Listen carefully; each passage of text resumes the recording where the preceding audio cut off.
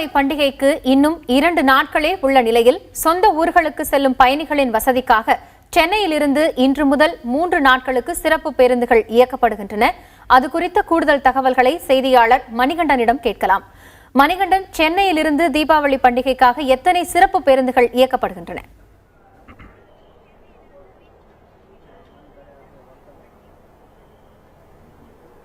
காயத்ரி, தீபாவளி பண்டிகை கொண்டாடுவதற்காக தங்களது சொந்த ஊர்களுக்கு செல்லும் பொதுமக்களின் வசதிக்காக சென்னையிலிருந்து 11,225 சிறப்பு பேருந்துகள் இயக்கப்படுகின்றன.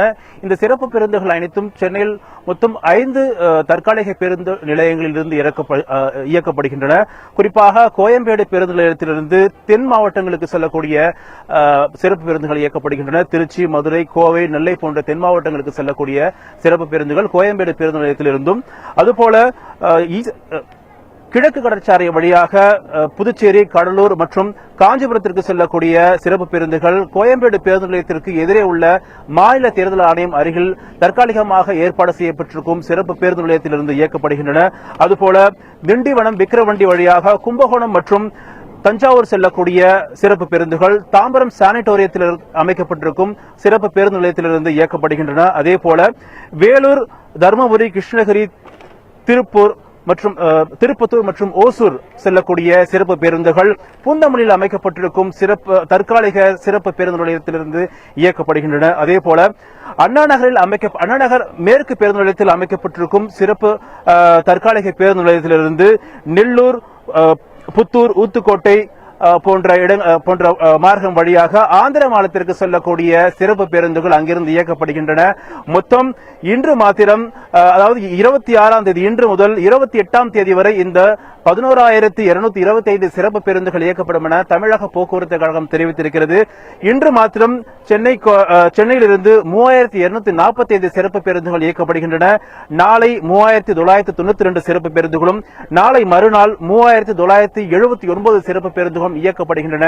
இதே போன்ற எண்ணிக்கையிலான சிறப்பு பேருந்துகள் தீபாவளி பண்டிகை முடிந்த பிறகும் 30ஆம் தேதியிலிருந்து நவம்பர் 1ஆம் தேதி வரைக்கும் வெளியூர்களிலிருந்து சென்னைக்கு வரக்கூடிய பொதுமக்களின் வசதிக்காக இதே எண்ணிக்கையிலான பேருந்துகள் இயக்கப்படும் என தமிழ்நாடு போக்குவரத்து கழகம் சார்பாக தெரிவிக்கப்பட்டிருக்கிறது. காயத்ரி, நினைப்பிலே இருங்க. தென் மாவட்டங்களில் இருந்து பெருநகரங்களுக்கு செல்லக்கூடியவர்களுக்கு செய்யப்பட்டுள்ள சிறப்பு வசதிகள் குறித்து செய்தியாளர் நாகராஜன் கூற தயாராக இருக்கிறார்.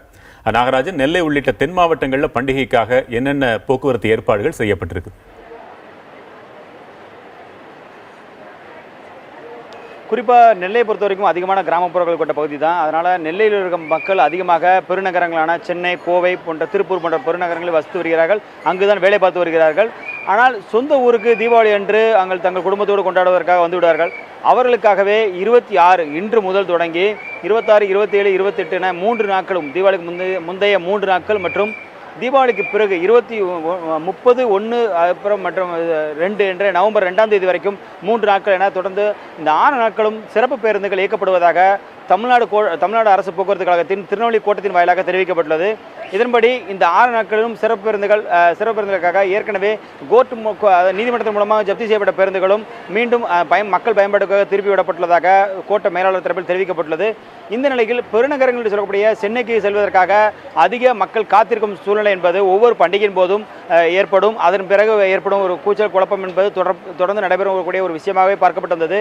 இந்த நிலையில் இதனை தடுக்கும் விதமாக பல்வேறு தடுப்பு நடவடிக்கைகள், அதாவது முன்கூட்டியே திட்டமிடப்பட்டு அதற்காக பேருந்து சேவைகளை அதிகரித்துள்ளதாக விரைவு போக்குவரத்து கழகம் தெரிவித்துள்ளது. அதன்படி பார்க்கும் பொழுது 126 பேருந்துகள், அதாவது நெல்லை, தூத்துக்குடி, கன்னியாகுமரி போன்ற மாவட்டங்களில் இருந்து மட்டும் சுமார் 126 பேருந்துகள் ஒரு நாளைக்கு ரிசர்வேஷன் தற்பொழுது வரைக்கும் ரிசர்வேஷன் செய்யப்பட்டுள்ளது.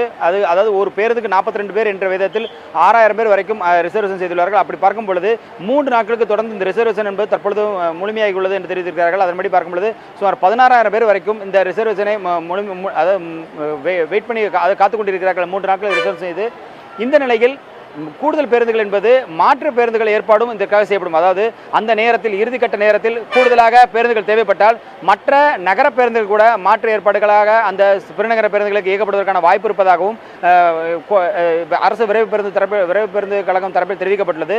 அது மட்டும் இல்லாது நெல்லையிலும், நெல்லை மாநகர பகுதிகளிலும் புறநகர் பகுதிகளிலும் என இந்த தீபாவளி நேரத்தில் மக்கள் வந்து செல்வதற்கு, வந்து மார்க்கெட் மற்றும் ஜவுளி சந்தைகளுக்கு வந்து செல்வதற்காக கூடுதலாக இந்த கிராமப்புற பகுதிகளுக்கு கூடுதல் பேருந்துகள் இயக்கப்பட்டு வருகிறது.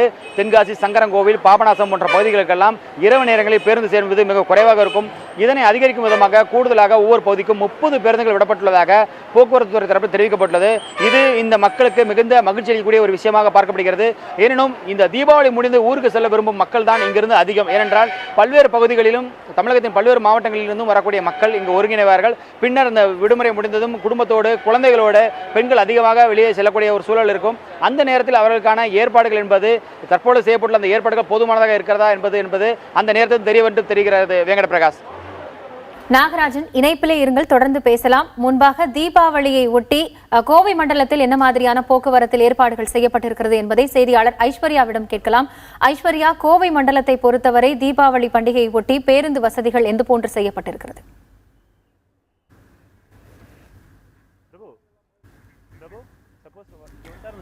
செய்தியாளர் ஐஸ்வர்யாவிடம் தொடர்ந்து பேசலாம். முன்பாக நாகராஜன் இணைப்பில் இருக்கிறார். நாகராஜன், இந்த தகவல்கள், சிறப்பு ஏற்பாடுகள் செய்யப்பட்டுள்ள இந்த தகவல்கள் மக்களை முழுமையாக சென்றடைந்திருக்கிறதா? மக்கள் என்ன கருதுறாங்க? கண்டிப்பாக இது குறித்து ஏற்கனவே ஒவ்வொரு நாளிதழிலும் இதற்கான விளம்பரங்கள் வெளியிடப்பட்டதாகவும் அதே போல பேருந்து நிலையங்களின் முக்கிய பகுதிகளில் இதற்கான அறிவிப்பு பலைகள் வைக்கப்பட்டுள்ளது. எனவே இதன் மூலமாக மக்கள் தெரிந்து கொள்ள ஒரு வசதியாக இருக்கும். அது மட்டுமில்லாது தொலைக்காட்சிகளும் இது குறித்து அதற்கான செய்திகளை பிரசுரித்துள்ளார்கள். எனவே இதன் மூலமாக மக்களுக்கு தெரிவிப்பதுதான் இந்த விஷயமாக இருக்கிறது. அவர்கள் சென்று சேரக்கூடிய செய்தியாக இருக்கிறது. இருப்பினும் மக்கள் ஒவ்வொரு பேருந்து நிலையங்களிலும் இருக்கக்கூடிய அந்த பேருந்து நிலைய எழுத்தர் மற்றும் அவர்கள் கணக்காளர்களிடம் கேட்டுக்கொண்டால் இதற்கான முழு விவரங்களும் கிடைக்கும் என்று போக்குவரத்து துறை தரப்பில் தெரிவிக்கப்பட்டுள்ளது. அது மட்டுமில்லாது சென்னைக்கு மட்டுமே அதிகமாக 140 பேருந்துகள் இங்கிருந்து இயக்கப்படுவதற்கு திட்டமிடப்பட்டுள்ளது. எனவே பேருந்துகளை பொறுத்த வரைக்கும் எந்த பிரச்சனையும் மக்களுக்கு இருக்காது. அதாவது ஒரு கூட்ட நெரிசல் இல்லாமல் மக்கள் நிதானமாக செல்வதற்கான, அதாவது எளிதாக செல்வதற்கான வாய்ப்புகளை உருவாக்கி வைத்திருப்பதாக நம்பிக்கை தெரிவித்திருக்கிறார்கள். வெங்கட பிரகாஷ். நன்றி நாகராஜன். இணைப்பில் இருங்க. கோவை ஐஸ்வர்யா மீண்டும் இணைந்திருக்கிறார். ஐஸ்வர்யா, கோவை மண்டலத்தை பொறுத்தவரை செய்யப்பட்டுள்ள போக்குவரத்து ஏற்பாடுகள் என்னென்ன?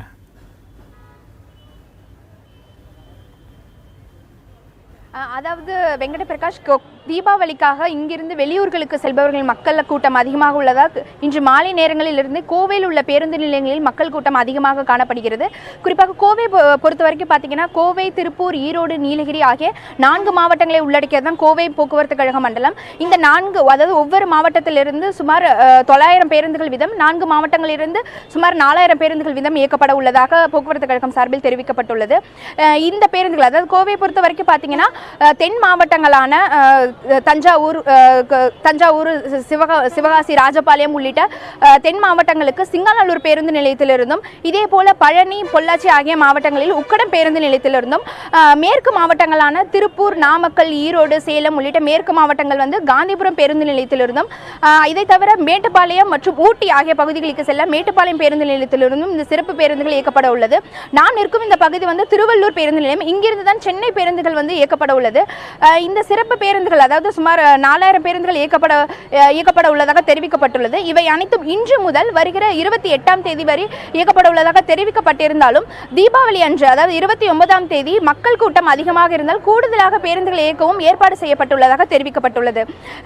வெங்கட பிரகாஷ், இதை தவிர பார்த்தீங்கன்னா தீபாவளி முடிந்து, அதாவது ரிட்டர்ன் இங்கிருந்து வெளியூர்களுக்கு செல்ல பயணிகளுக்கு ஏற்றவாறு 30ஆம் தேதி முதல் 1ஆம் தேதி வரை இங்கிருந்து வெளியூர்களுக்கு செல்லும் பேருந்துகளுக்கான சிறப்பு பேருந்துகளும் ஏற்பாடு செய்யப்பட்டுள்ளதாக தெரிவிக்கப்பட்டுள்ளது. வெங்கட் பிரகாஷ்.